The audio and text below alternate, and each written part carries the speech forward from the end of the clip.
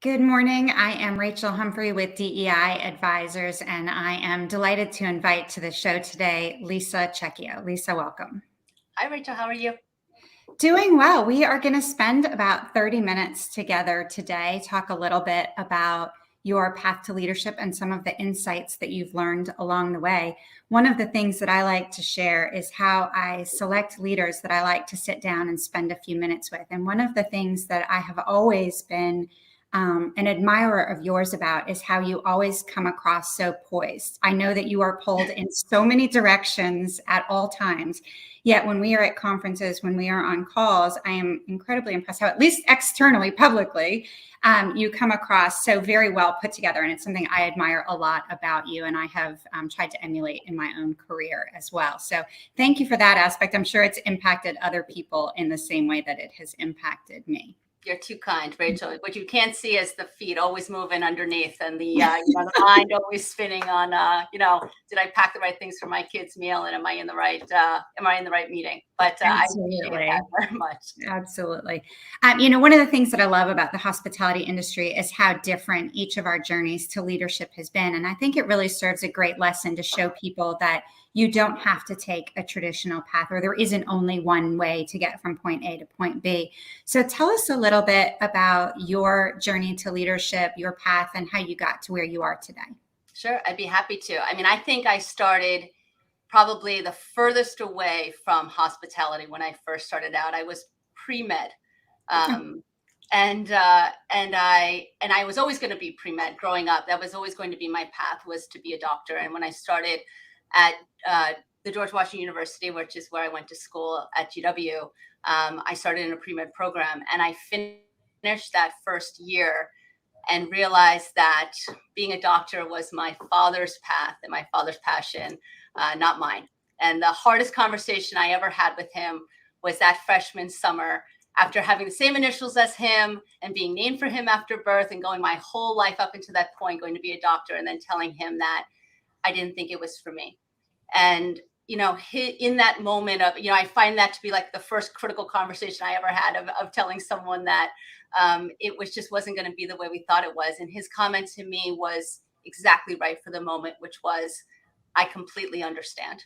And, if I could have done it over, I would have gone into business too. And if that's where your heart is, I think you should try something else. And that kind of started a different path for me. And so that was kind of the first ball that kind of bounced off and took me on a different path. And, I switched into an economics major, which is what I graduated with, which again is not necessarily also a traditional path for hospitality. And I was playing tennis at GW. And so tennis and athletics and sports was such a big part of my identity then. And I went down into a sports management path. And that's really where I got introduced to live events and hospitality, the beginnings of hospitality. I just didn't know it then.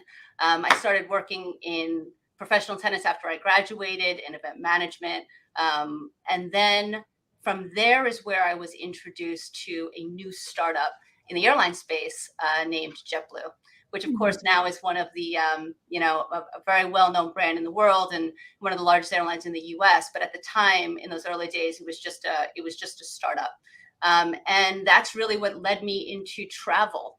And then from there, just a number of different roles. It was such an accelerated experience because it was a startup and they were trying to do something contrarian and starting to do something new, and the brand was at the heart of it. And that's really where I started, in events, in brand, in marketing. And when the opportunity to be able to leave an airline, but stay in hotels and stay in hospitality and be able to join the team at Wyndham came about, it just was another kind of, again, not necessarily a traditional path to leave one into the other, but one blue company for another blue company, and one that really took me into hospitality, which, was the path. It was a path that I didn't know that I wanted to be on, but a path that I'm so happy that I wound up on. That's incredible. And something that we've heard so often from so many of the leaders is how loving or wanting to do what you do is so important. So having the knowledge and the courage, really, as a college student, to say that this path isn't for me, and to find another one is really remarkable. I did not know that. So as I told you, I'm going to learn a lot about you today as well that I did not know.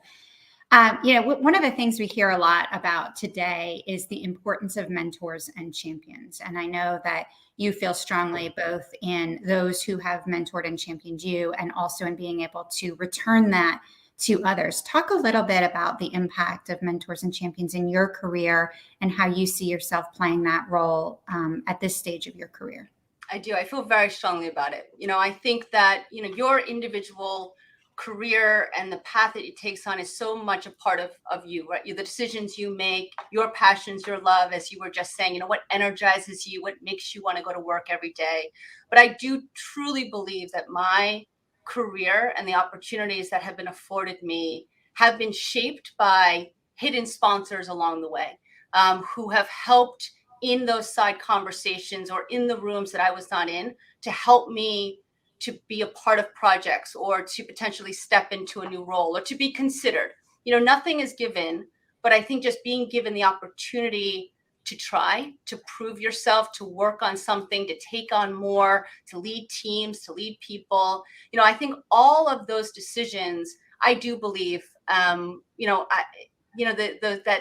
hidden force that has kind of helped to guide me, and then taking advantage of the opportunity while I had it.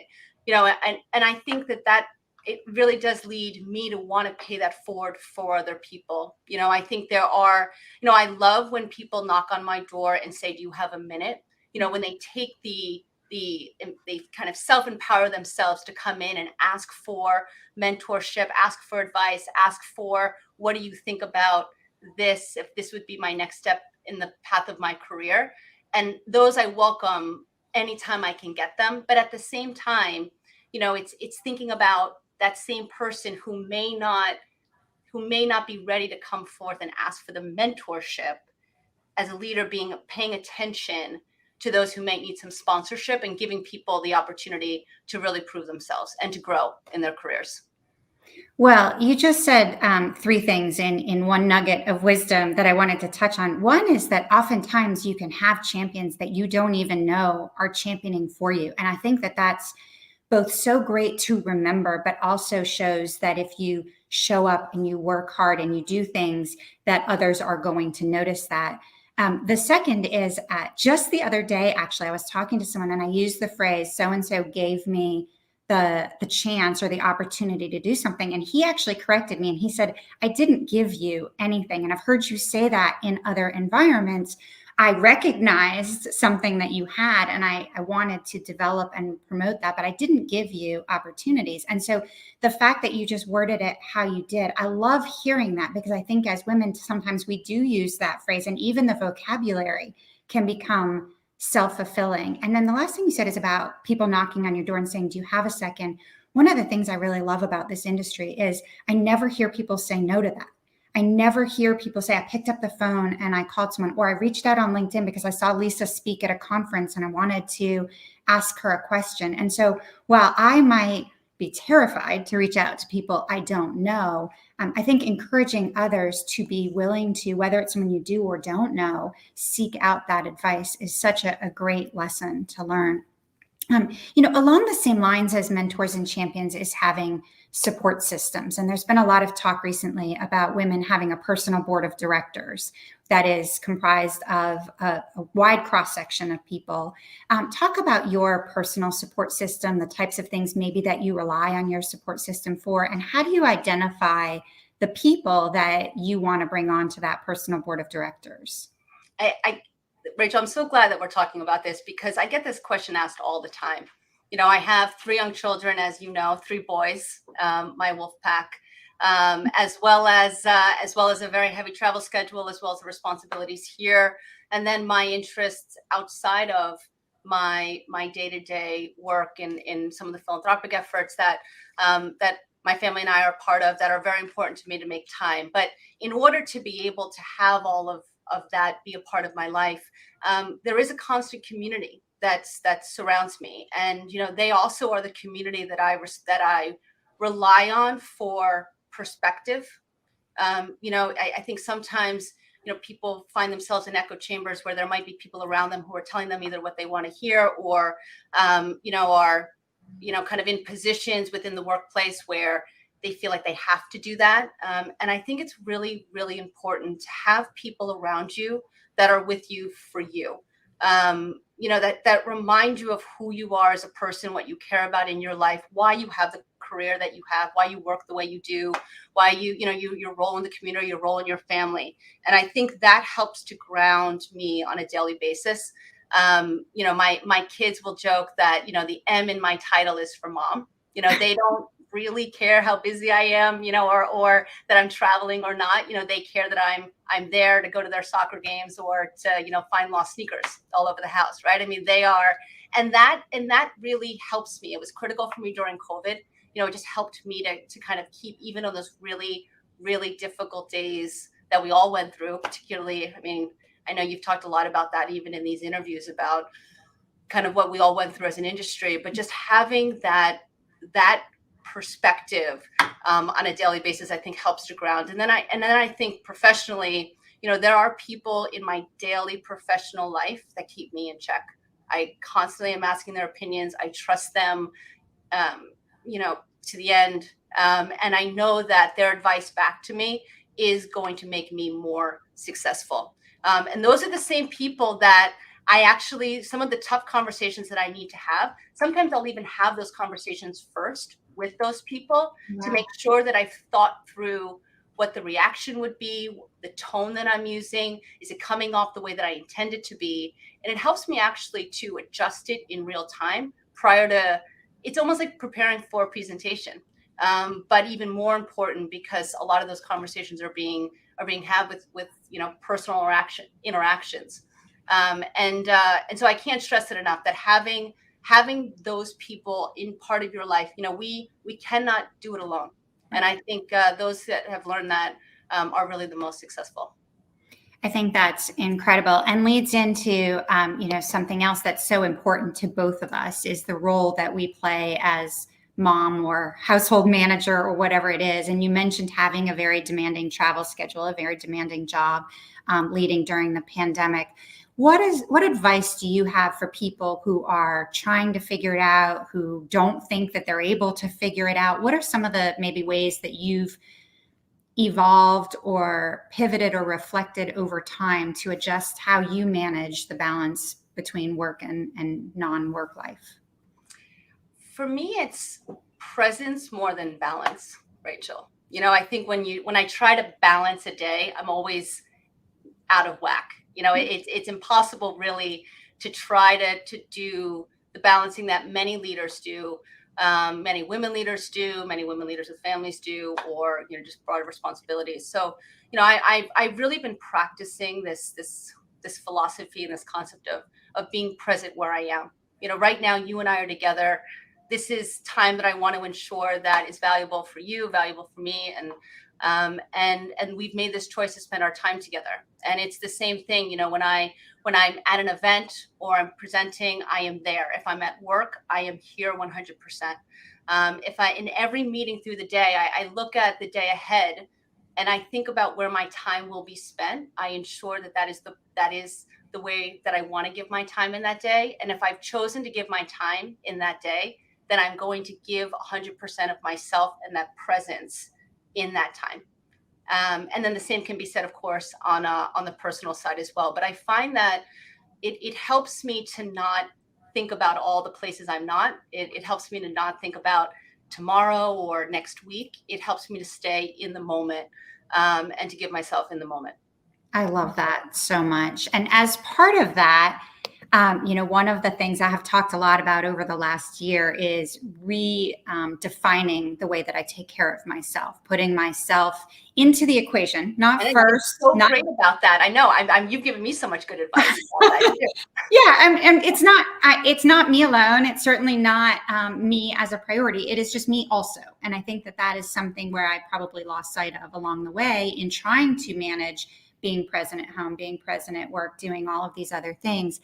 How do you find time to take care of you? And how do you make that I was talking to someone the other day on one of these interviews, and they said, oh, I have non-negotiables every day. I'm going to do these couple of things. And I thought, God, I wish you had been in my ear 25 years ago, because I would have loved to have had someone say to me, have non-negotiables to take care of yourself. How do you do that? This is my biggest area of opportunity. That's why I'm always asking you for advice on how to get more in it. And every time I see you and you look so healthy and rested and that you've gone for a run in this morning or you've gone for a walk, this is where I need more of it. I think for me right now, my self-care is going back to the conversation we just had about time. If I have time during a day with people that energize me, with work that gets me excited, it's almost the endorphins are the same as if I went for a 5-mile run, which I've actually never gone on. But if I ever went for a 5-mile run, I'm sure I'd feel just as good as I do in some of those conversations. And being around people, being here in the office, being with my team, that energizes me. I actually think about that in the same way as I do also, choosing to spend time having dinner with my kids or putting them to bed or helping them with their homework. That is self-care for me. I feel like it helps my stress levels. It helps the cortisone. It helps the love of the endorphins come through. I mean, that right now for me is the time that I have. I know I need more real self-care of exercising and making the time. But for now, that's what I'm going to do. That's an important point, though, because self-care means different things to each of us.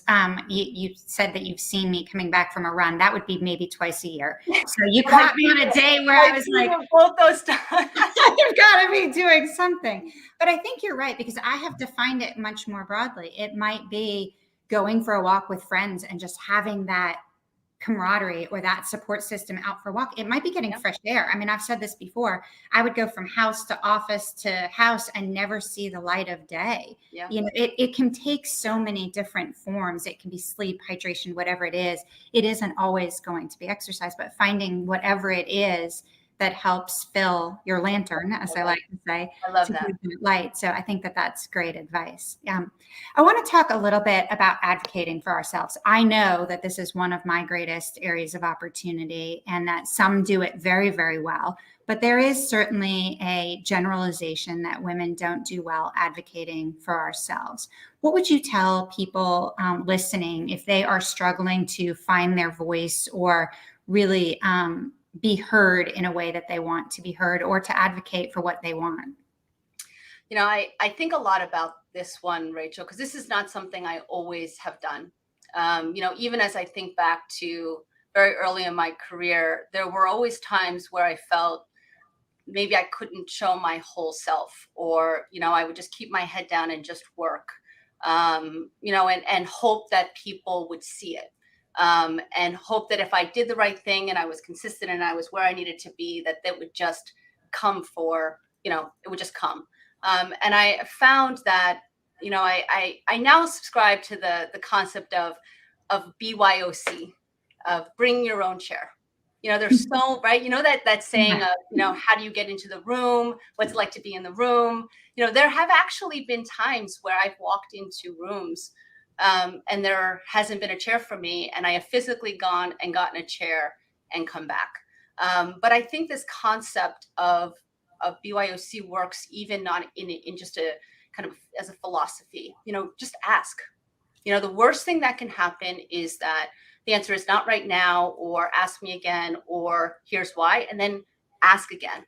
I think many times, people who do ask to be included, or ask to sit in a meeting, or ask to be added to a project, or ask for a mentor, those are the people who get it many times. And it doesn't have to be it doesn't have to be asking for a promotion. It doesn't have to be the home run. It can be just little asks at a time that then lead to bigger asks in the future. But you are the CEO of your own career. I heard that very early on. There are places, going back to the sponsorship conversation, the mentorship conversation, there will be times along the way where people will help you, but they'll also help you if you ask. And so I think having confidence, it's hard though. I mean, this is one that took me a long time to feel that I even could ask. But I think, again, if for someone who hasn't asked before, if you take it in a small one, like, can I join that meeting, or can I present in front? Because there's certain things that you really only can learn how to do by doing. You know, you can read it in textbooks, you can watch somebody else do it, but unless you do it yourself, you can't really do it. And so I say BYOC, Rachel.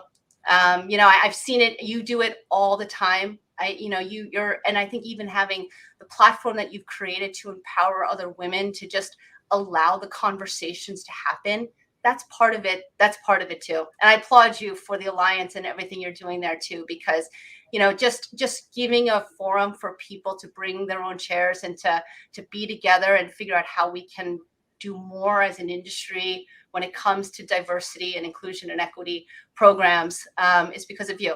And I applaud you for allowing us to bring our chairs.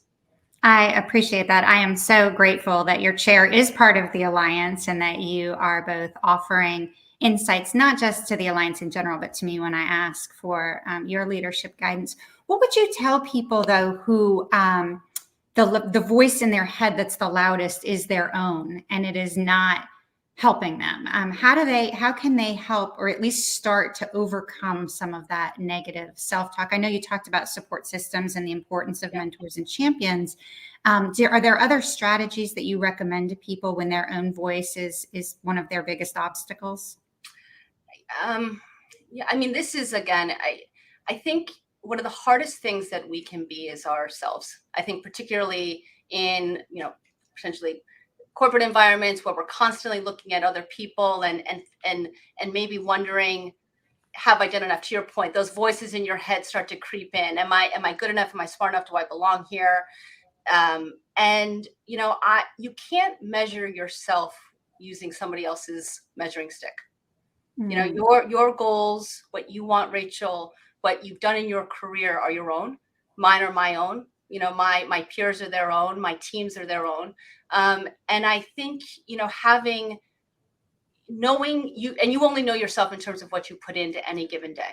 And I think if you have confidence that you've done the work, you know, you have confidence in yourself that you are constantly learning and asking when you don't know. You know, I think that's also something that, you know, we can never stop doing regardless of where we are in our careers is, you know, when you stop learning, you almost start to go backwards because people are starting to move ahead of you. And I think admitting that you need help or you don't know the answer, I think is part of that learning. And I think actually helps other people to do the same. I find that a lot, that people will say to me, you know, I heard you talk about this, or I heard you showed some vulnerability, or you taught, and you know, now it's okay. And I feel like I can do the same. And so I think, you know, being mindful that everyone around you feels the same way. You know, their voices are just as loud, and their measuring sticks are different. And you know, you have to, going back to some of the things we've talked about already, you know, knowing what's important to you, knowing where you want to be in your career, knowing what you love to do, and knowing where you want to give your time, I think helps you to quiet the voices.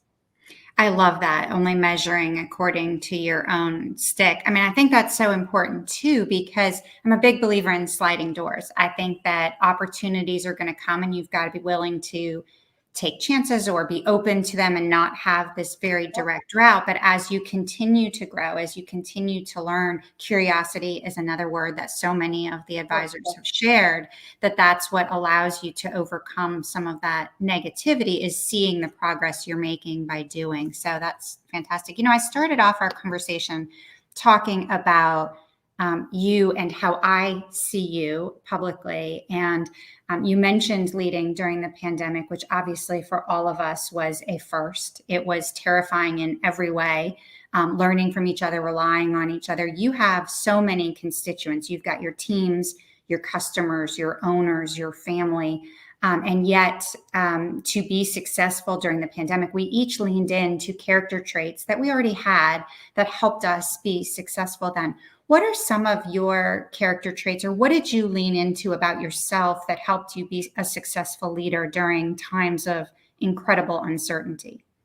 I think the only thing that led so many of us through was hope.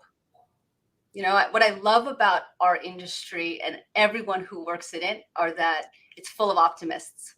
It's full of people whose glasses are so full they're overflowing about what could be and what the potential could be, and just the love of our industry and the love of travel and the love what it affords. It affords not only connecting our guests, of course, but such an opportunity for our owners, and our small business and our entrepreneurs who are really making a life for themselves here. And so I think it was hope, Rachel, always is this too will end. We've been through hard times before as an industry. We've been through hard times before as a company, and we are an industry of people. And I think by keeping that at the center of everything that we did in terms of ensuring that our franchisees had what they need to keep their doors open. I mean, almost 90% of our hotels in the US remained open, even during those very early days when we were sheltering in place. Our hotels were open, and our small business owners needed us there for them in that moment to ensure that they had whatever it is that we could give them. If that was PPE, if that was fee relief, if that was just someone on the other end of the phone when they called, if they needed some help. And the same for our team members, just being all in a complete remote environment and all of the things that came with that, everyone being in a unique situation, but at the end, still wanting to show up for Wyndham and show up for our guests and show up for our franchisees. And I think the way that we led through that was to communicate often, to be transparent. When we knew things, we shared them, and we shared them quickly. And we knew that there would be a future. And that when we came out the other side, we wanted to be stronger. And that sense of hope and optimism carried us all through. Well, that idea that hope and optimism are so powerful is such a great lesson, because it's very easy to lose hope or to not feel optimistic during such unprecedented and transitional times. And so I love that as just a general observation, that you can get through anything and then taking a deep breath and saying, okay, now what to get to that other side. That's right. 100%. I love that. One of my favorite questions to ask is, because I like to be asked it, is what advice would you give to your younger self? And I think it's so important because reflection, I personally believe, is such an incredible part of our growth. And so, I've mentioned some things to you that I wish I had heard people say, and it might be different than the advice I would give to my younger self. But talk to me about what would you today tell 24-year-old Lisa, other than good choice not becoming a doctor? Yeah, I was going to say, my advice would be to work and travel. You made the right, trust the process. It'll wind up there in the right place. You got to work and travel. I love that. Other than that, I think I'd tell my younger self that the hustle will be worth it. Oh. I think that when you're that age and you're not sure and you're just trying to find your footing, and believe me, there were some days where, or some weeks or months or years where I was just going.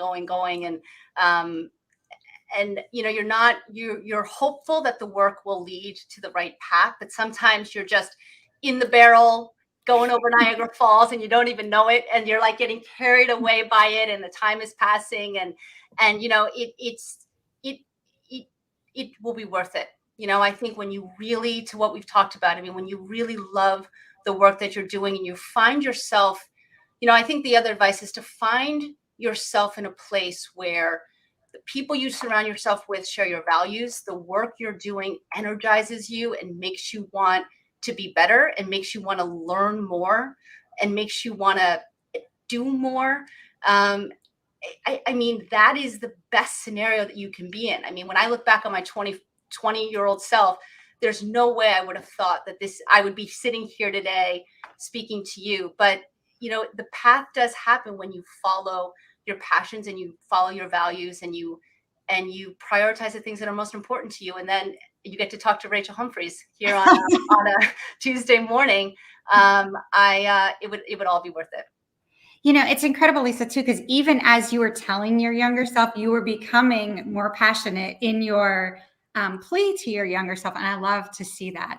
As expected, because I could sit and talk with you and learn from you all day long. We are running short on time. So I want to talk just for a minute. You've given some great advice and some great lessons that you have learned along the way, keeping in mind the mission of DEI advisors to empower personal success. what is something that we haven't talked about so far that you would want those listening, regardless of what stage they are in their career, to really think about in terms of reaching that self-empowerment? Yeah, I think one thing we haven't talked about is, particularly when it comes to DEI, is the intention behind it. You and I have spent hours um, talking about this and the importance of it, but you know, empowering diversity in ourselves, if that's just challenging ourselves to be curious and to be more open-minded, or surrounding ourselves with teams that have different backgrounds, that think differently, that act differently, to bring diversity of thought, or as organizations to be intentional in the opportunities for diverse candidates. And I think it's one thing to talk about it, and I think we all have the best of intentions when we say it. We know that it's important, but I think really being specific in the work, being specific in the hiring practices when you are sponsoring or mentoring, thinking about giving people an opportunity that may not otherwise have it, as a way to just help to create more diverse workplaces. Travel is the most diverse industry in the world, and it connects the most diverse group of people in the world. And I think being able to celebrate your own diversity, understand the value that it brings to an organization, and then looking for others to make sure that we're all just as diverse, I think is the way that we really ensure that we have one of the most diverse industries that we can. I love that. And while I don't want our time to end, that is a perfect way for it to end. So on behalf of DEI advisors, and really on behalf of the entire hospitality industry, thank you so much for your leadership, what you do every day, for sharing your story and your insights today, and for how you continue to impact not just me, but others like me. So thank you very much, Lisa, for joining us. Thank you, Rachel. And I'm counting on you for my my wellness tips. So it won't be to run. I can guarantee you that. Talk to you soon. Okay. Bye-bye.